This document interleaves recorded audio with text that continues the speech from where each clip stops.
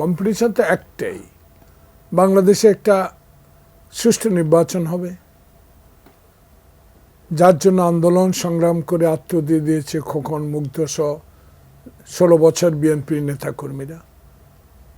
তেমন একটি নির্বাচন উপহার দেওয়ার জন্যই তো আজকে ডক্টর প্রফেসর মোহাম্মদ ইউনূসের সরকার। তো উত্তাপ হওয়ার কিছু না, বিশ্বাস, সমর্থন সব কিছু ওনার কাছে আছে। কিন্তু একটা কথা রয়ে যায়, জনগণ বলা শুরু করেছে।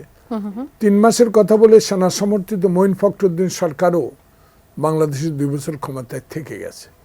তাহলে 16 বছরের আন্দোলন শেষ মুহূর্তে কোটা আন্দোলন ছাত্র বৈষম্যতে রূপান্তরিত হয়ে ছাত্র জনতার এই আন্দোলনে যে সফলতা, সেই সফলতা ধরে রাখতে হলে নির্বাচন প্রয়োজন। তাই এই নির্বাচনের জন্যই সকল রাজনৈতিক দলের সাথে প্রথম ইনিংস শেষ হয়েছে, দ্বিতীয় ইনিংস শুরু হয়েছে, তৃতীয়, চতুর্থ, পঞ্চম, ষষ্ঠ যতই চালিয়ে যাক, ইনিংস চলুক, আমার আপত্তি নেই বা আমার জনগণের কোনো আপত্তি নেই।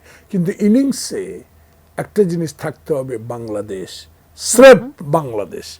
যে বাংলাদেশে 91 শাহাবুদ্দিনের মতো একটা নির্বাচন হবে। জি, একই প্রশ্ন নিয়ে জনাব সোহরাব হোসেন আপনার কাছে যদি আসলে জানতে চাই, যে বিষয়টি বলছিলাম, বিগত 20 বছরের রাজনৈতিক পরিস্থিতি আর বর্তমানের পরিস্থিতিতে উত্তাপহীনতা যে পার্থক্য দেখতে পাচ্ছি, আপনার কাছে কি মনে হয় এর পেছনের কারণ? আপনাকে ধন্যবাদ এবং ফারুক ভাইকে শুভেচ্ছা। আপনি যেভাবে বললেন, রাজনীতিটা যত অতটা গুণগত পরিবর্তন হতো বা প্রতিযোগিতা হতো জ্ঞানের, জনপ্রিয়তার, তাহলে কিন্তু শঙ্কার কারণ ছিল না। কিন্তু শঙ্কার বেশ কিছু কারণ আছে। একনল হ্যান্ড ওয়াশ 100% প্যারাবেন ফ্রি, তাই নিরাপদ হাতের জন্য আস্থা রাখুন একনলে। আপনি দেখুন যে 5 তারিখের পর থেকেই বিভিন্ন জায়গায় কিন্তু মব জাস্টিস হয়েছে, এখনও চলছে সেটা। সুতরাং এটা উদ্বেগ তৈরি করে। এটা সুস্থ রাজনীতির ধারা নয়। হ্যাঁ, আওয়ামী লীগ ক্ষমতায় থাকতে যে রাজনৈতিক দলগুলোর মধ্যে ক্ষমতাসীন দলই বেশি করেছে, বিএনপি সহ অন্যান্য বিরোধী দল তার প্রতিক্রিয়া জানিয়েছে। তখন মাঠের এক ধরনের প্রতিহিংসা ছিল, ক্ষমতার দম্ভ ছিল। কিন্তু এখন তো যারা ক্ষমতায় আছে তারা তো রাজনৈতিক অভিলাষ নেই বলেই আমরা জানি। সুতরাং তাদের এটা ঠিক যে জাতীয় ঐকমত্য কমিশন যে কাজটি করেছে, প্রায় 100 রাজনীতিকদের ডেকে এবং 32টা দল এবং জোটের প্রতিনিধিত্ব করেছে, এক ধরনের ভবিষ্যতের রূপরেখা দিয়েছে যে কিভাবে আগানো যায়। এবং প্রধান উপদেষ্টা বলেছেন যে যদি আপনারা সংস্কার না চান, সংস্কার চাইলেন না, মানে সংস্কার ছাড়াই নির্বাচন হবে, আর যে যেটুকু চায়। তো এক্ষেত্রে অর্থাৎ তিনি বলটি এতদিন রাজনীতিকরা কিন্তু তাকে দোষারোপ করতো, এখনও কিছু করছেন না, বলছেন না। তিনি বলটি এখন রাজনৈতিক দলগুলোর উপর দিয়েছে। তো সেক্ষেত্রে আমি মনে করি যে এখন চাপটা রাজনৈতিক দলগুলোর উপরই।